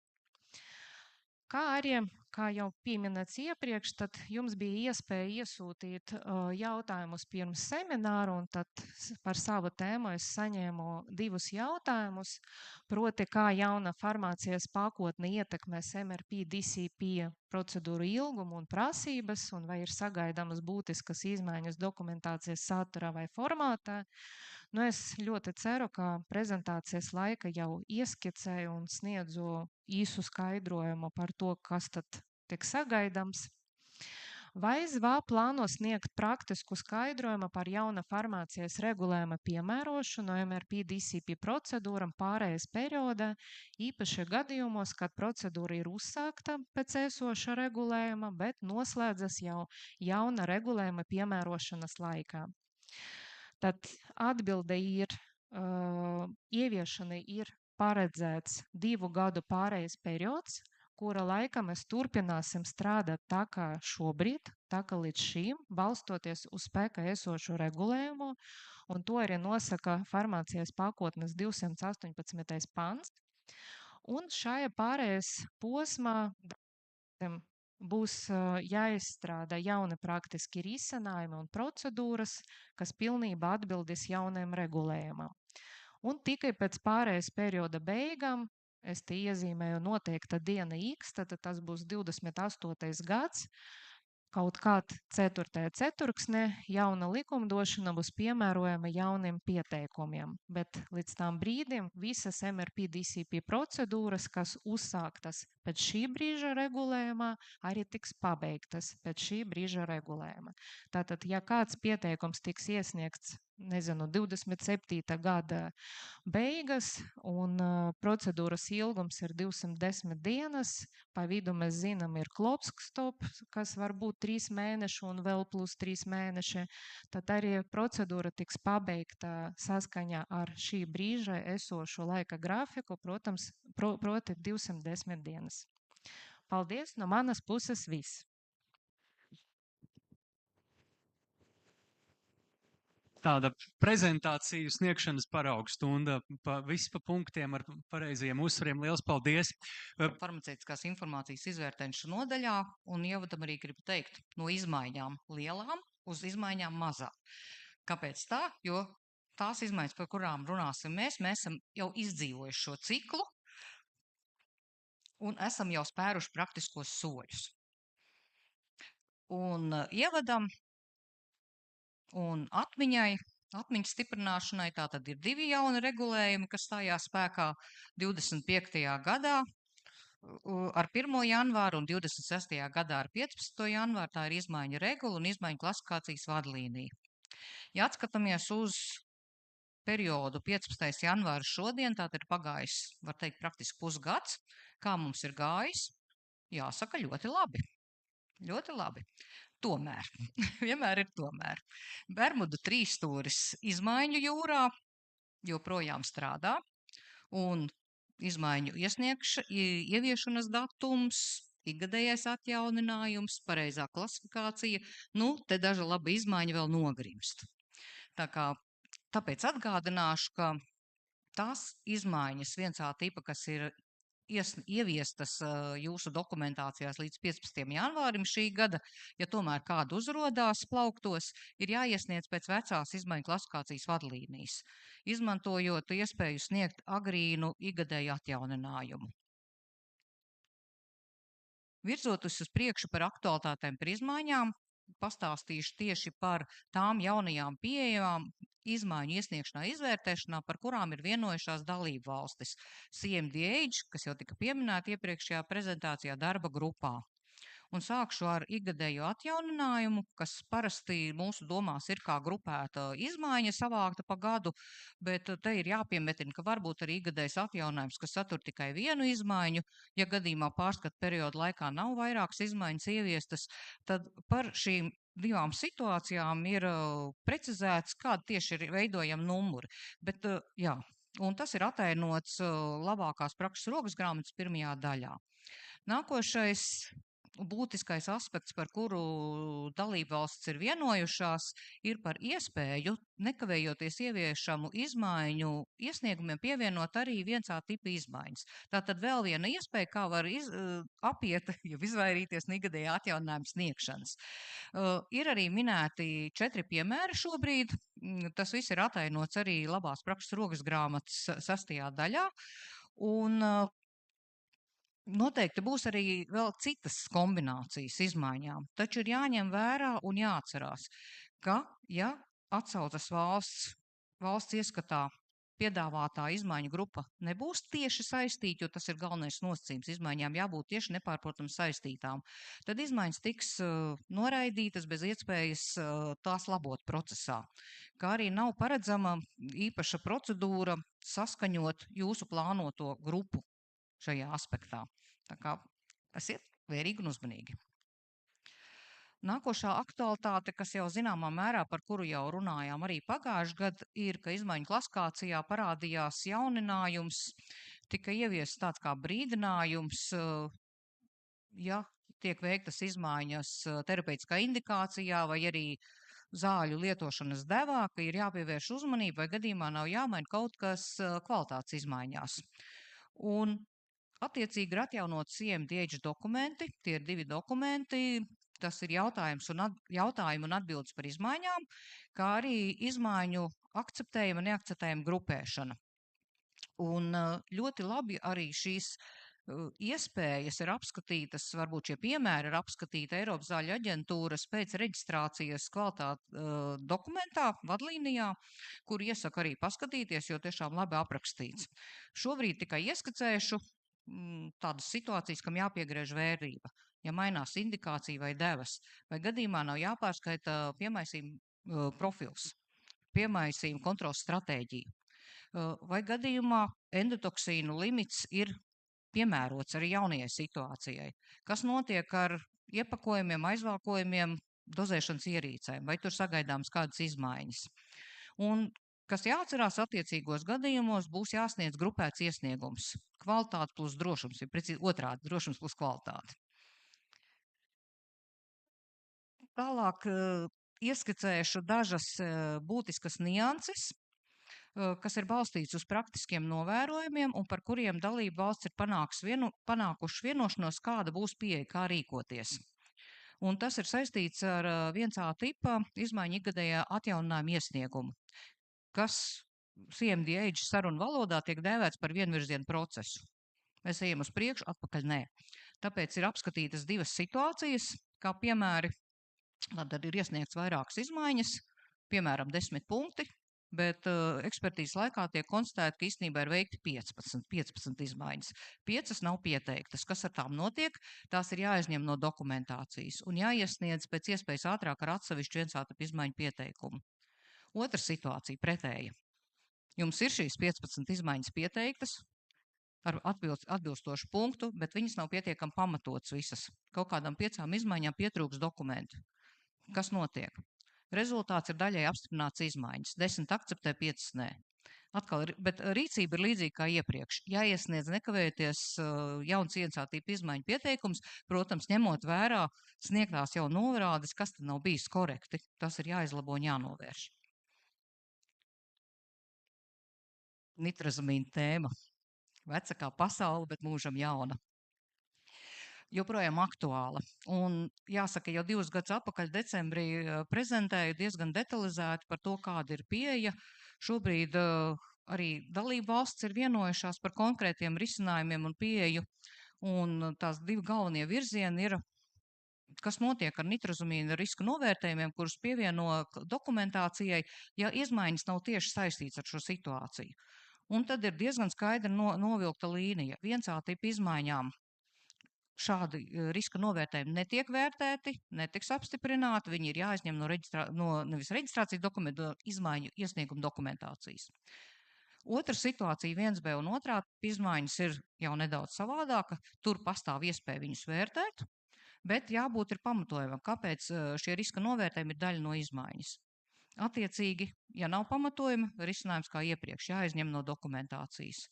Te arī lietā būtu piemetināta, ka tā normālā situācijā atsevišķi izmaiņu iesniegums tikai par riska novērtējumu pievienošanu reģistrācijas dokumentācijai nav paredzēts, bet dzīve ir dzīve, ja vajag. Bet principā būtu jāsako tam, kas patreiz spēkā esošajās vadlījās par nitrazīmiem ir noteikts par 2. un 3. darbību. Saites pievienotas. Un vēl viena nemazāk smaga tēma - aktīvās vielas pamatlieta. Saīsinājums AVPL, vai kā jau Maija minēja, ASMF. Un šo slaidu ieliku saistībā ar to, ka 2 jautājumi, kas ir iesniegti pirms semināra, bija tieši par aktīvās vielas pamatlietu.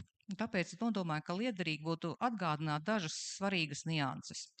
Pirmais, ka aktīvās vielas pamatlietu atjaunošanu, versiju izveidošanu veids aktīvās vielas pamatlietas īpašnieks, un abas versijas slēgtā un atvērtā daļā tiek iesniegtas nepastarpināti kompetentajai iestādei, tā skaitā Zāļu valsts aģentūrai. Un atvērtā daļa tiek iesniegta arī reģistrācijas apliecības īpašniekam. Bet Zāļu valsts aģentūra aktīvās vielas pamatlietas izvērtēšanu uzsāk tikai pēc izmaiņu iesnieguma saņemšanas no zāļu reģistrācijas apliecības īpašnieka. Tas ir pirmais solis. Kādus izmaiņu tipus izvēlēties? Tas ir tieši saistīts ar to, kas ir veikts aktīvās vielas pamatlietā un saistībā ar klasifikāciju. Un visbiežāk aktīvās vielas jaunā versija būs saistīta ar vairākām izmaiņām, un iespējams tas būs grupētu izmaiņu iesniegums.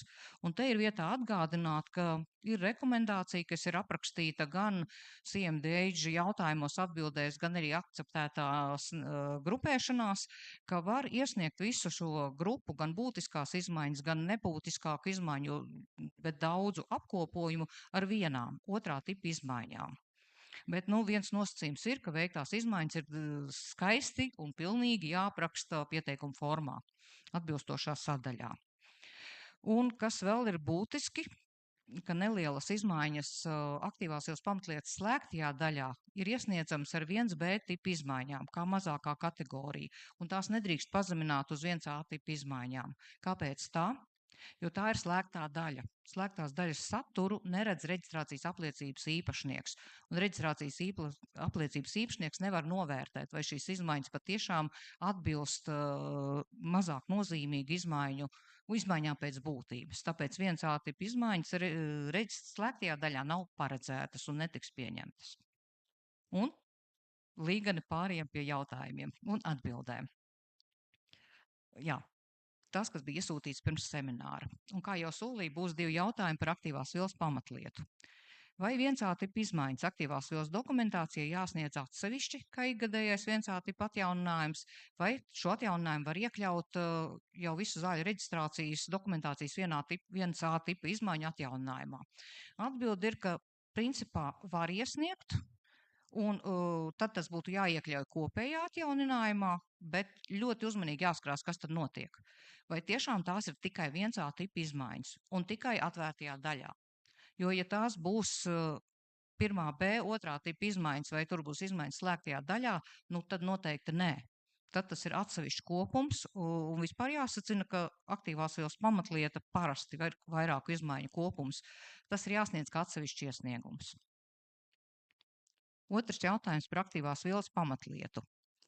Vai dokumentācija aktīvās vielas pamatlietā un gatavā produkta dokumentācijai būs atšķirīgi, var būt atšķirīgi pārskatu periodu gadījumos, kad viena aktīvās vielas pamatlietas versija attiecās uz vairākām zālēm?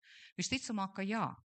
Jo jāsaka, ka pārskatu periodu, šo par kuru mēs runājam, kas ir 1A tipa izmaiņām attiecināts, tas tiek aprakstīts regulā saistībā ar zaļu reģistrācijas dokumentāciju. Aktīvās pamatlietas dzīve notiek tā kā mazliet neatkarīgi, bet stojās tais brīžos, kad notiek aktīvās vielas pamatlietas versijas iesniegšana. Tā kā visticamāk, jā, periodi būs atšķirīgi. Citi jautājumi. Ja es saprotu par ikgadēju atjauninājumu iesniegšanu, kāds būs izmaiņas apstiprināšanas gaita? Vai būs procedūras validācija, vai paredzams vēstuļu atbilžu cikls, un cik ilgā laikā apstiprina ikgadēju atjauninājumu? Tā kā ikgadēja atjauninājuma ietilpst 1A tipa izmaiņas, tad nav paredzēta validācijas fāze un nav paredzēts arī jautājuma atbilžu cikls. Cik labi būs sagatavots iesniegums, tik labi arī noslēgsies. Vai ir kāds būtisks iegūms sniegt gada pārskatu? Es teiktu, jā, tas ir vairāk saistīts ar administratīvās noslodzes mazināšanu, jo daudzu vietā tiek iesniegts viens. Tātad kaut kādā līmenī noteikti samazinās ieguldītais darbs. Sākumā grūti, bet ar laiku ieiesies. Joprojām par 1A tipa izmaiņām, bet šoreiz jau saistībā ar želatīnu. Želatīnam ir tā saucamās Eiropas atbilstības certifikāti ļoti bieži, un šeit ir situācija, jautājums ir par situāciju, ka ir atjaunojušās vairāku želatīnu vai viena želatīna certifikāta vairākas versijas, un kāda šī izmaiņa būtu jāiesniedz, ja ir vairāki saistīti gatavo zāļu produkti, bet reģistrēti dažādās procedūrās, un reģistrācijas apliecības īpašnieks ir viena kompānija. Vai ir jāiesniedz viens supergrupinga pieteikums, iekļaujot dažādās procedūrās reģistrēts produkts, uzskaitot visas valstis, un pirms tam izvēloties vienu valsti, kur būs atsauces valsts. Jā, minētajā gadījumā to varētu darīt. Vienīgais nosacījums ir jābūt 1:1 izmaiņām visās valstīs un visiem produktiem. Un tā gaita ir aprakstīta arī, kā jau es vairāk kārtīgi pieminētās labākās prakses rokas grāmatās. Vispirms reģistrācijas apliecības īpašnieks izvēlas vēlamo dalību valsti, jautā viņas viedokli, ja ir saņemta apstiprinoša atbilde uzņemties atsauces dalībvalsts lomu, tad tiek izsniegts attiecīgi numurs un tiek gatavots iesniegums, kuru iesniedz visās dalībvalstīs par visiem zāļu produktiem. Kā tiek skaitīts ieviešanas laiks no kura produkta? Vai tas, kurš pirmais saražots ar želatīnu kapsulām ar šo atjaunoto Eiropas atbilstības certifikātu? Te es domāju, mazliet jāprecizē būtu tieši tas, kas regulatīvai izpratnē ir ieviešanas laiks kvalitātes izmaiņām. Tas ir datums, kad kompānija šo veikto izmaiņu ievieš savā kvalitātes dokumentu sistēmā. Un šis arī ir datums, kas jānorāda pieteikuma formā. Un pēdējie 2 jautājumi. Vai var iesniegt 1A tipa izmaiņas kopā ar nekavējošies ieviešamām izmaiņām? Pirms ir pagājuši 9 mēneši no 1A tipa izmaiņas ieviešana.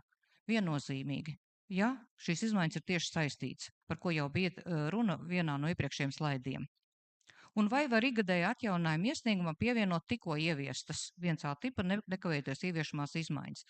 Atkarībā no situācijas. Ja bumbiņi ir jūsu pusē, reģistrācijas apliecības īpašnieku pusē, tad var. Ja esat iesniegumu iesnieguši jau aģentūrā, nu tad gan vairs nē. Tas būtu arī viss. Paldies par jūsu uzmanību. Ceru, ka bija noderīga informācija. Paldies, Kristīne! Vai ir klātienē kāds uzdodams jautājums? Droši ceļam roku. Tas nozīmē, ka atbildes ir bijušas pietiekami izsmeļošas tik tālu. Liels paldies Kristīnei! Aģentūra pilnveido nacionālo reģistrāciju atbilžu dokumentācijas izvērtēšanas procesu, lai nodrošinātu efektīvāku un vienotāku pieeju dokumentu izvērtēšanā, un tad, lai tā skaitā palīdzētu arī veiksmīgāk un atbilstošāk sagatavot šīs atbildes par izmaiņām un to nozīmi. Reģistrācijas apliecību īpašniekiem stāstīs Zāļu valsts aģentūras farmaceitiskās informācijas izvērtēšanas nodaļas vadītāja Līva Jakoveli. Lūdzu. Labdien! Visi parasti sagaida, ka pēdējā prezentācija pirms kafijas pauzes būs īsa un kodolīga, un es ļoti centīšos jūs šajā arī nepievilt. Burtiski 2 slaidi, ne vairāk kā 5 minūtes. Šī prezentācija patiesībā ir mūsu parāds jums, mūsu klientiem, jo ir viena lieta, ko mēs esam izmainījuši nacionālo reģistrāciju atbilžu izskatīšanas procesā, bet neesam jūs vēl tā publiski par to painformējuši. Tad šī ir mūsu iespēja. Tabulā esmu apkopojusi nacionālo reģistrāciju procedūru skaitu, kas saņemts pēdējos gados. Kā redzams, pēdējos 2 gados procedūru skaits ir ievērojami palielinājies, pat 2-kāršojies. Bet te pašā laikā ir viena tendence, kas paliek nemainīga katru gadu, un tā ir tā, ka vairāk kā puse, bet lielākais negatīvas procedūras ir vairāk katru gadu nekā pozitīvi noslēgtas procedūras. Un iemesls tam ir neatbilstība spēkā esošajām regulatorajām prasībām. Šis ir būtisks resursu patēriņš kā jums, tā mums, bez pozitīva rezultāta. Tīri informācijai, ka nacionālās reģistrācijas procedūrās mums pārsvarā ir pieteikumi ģenēriskiem un plaši lietotām zālēm, tas būtībā labi zināmas aktīvās vielas. Un redzot šādu satraucošu statistiku, mēs arī apkopojām, kas ir tie lielākie klupšanas akmeņi, tas lielākās neskaidrības. Un tie būtībā ir par neatbilstošu šķīšanas testu, limitu, attiecīgi arī nitrozamīnu piemaisījumiem, kas sagādā problēmas Eiropā visiem, neatbilstoši biokliences pētījums, neatbilstoši bioveivaru pamatojums, kā arī neakceptējums aktīvās vielas pamatizēvielas. Šeit man uzreiz jāsaka, ka mēs arī nāksim palīgā. Redzot šo statistiku, mēs esam nolēmuši, ka mēs gada beigās rīkosim atsevišķu klientu semināru, kurā mēs stāstīsim, kā sagatavot dokumentāciju šajās tēmās atbilstoši, kam pievērst uzmanību, ko ņemt vērā. Tā kā palīdzēsim ar šo. Nelielam ieskatam, ar kādu jautājumu skaitu mēs saskāramies procedūras sākumā. Pirmajā posmā mēs parasti nosūtam vēstuli ar vairāk kā 60 jautājumiem, atsevišķām reģistrācijām pat vairāk kā 70 jautājumiem. Ņemot vērā to, ka mums pārsvarā tiek ieteikt nacionāli iesniegtas ģenēriskās zāles vai plaši lietotas zāles, tie pārsvarā ir kvalitātes jautājumi, jo no klīniskās puses un neklīniskās puses to jautājumu līdz to ir mazāk. Un tā mūsu līdzinājā kārtība bija, ka atbildes uz visiem jautājumiem mēs izvērtējām vienlaicīgi, un vēstuli jums sūtījām tikai tad, kad bija izvērtēts atbildes uz visiem jautājumiem. Savukārt tā jaunā kārtība ir, ka vispirms mēs vērtēsim atbildes uz būtiskā riska jautājumiem, tā saucamiem major objections. Ja tie pēc būtības tiks atrisināti, mēs uzreiz turpinam arī ar pārējo jautājumu izvērtēšanu. Un šajā brīdī, šajā scenārijā, patiesībā jūs nekādu atšķirību starp veco un jauno kārtību pat nepamanīsiet. Savukārt, ja būtiskā riska jautājums atrisināts netiek, mēs sūtīsim vēstuli tikai ar uzturēto būtiskā riska jautājumu. Mūsuprāt, tas mums ļaus ātrāk, ērtāk un produktīvāk komunicēt tieši par būtiskā riska jautājumu, kas arī tas galvenais šķērslis pozitīvam reģistrācijas noslēgumam. Mēs netērēsim resursus citu jautājumu risināšanai gadījumā, ja reģistrācija tomēr ieņem negatīvu gaitu, un tas varētu būt resursu traupījums kā jums, tā mums. Tas beigu takeaway message no visa šī ir, ka procedūras sākumā mēs fokusējamies tieši uz būtiskā riska jautājumiem, un mēs palīdzēsim. Mēs redzam, kas ir tās problēmas, kas jums sagādā, un mēs ar tām palīdzēsim jums. Paldies!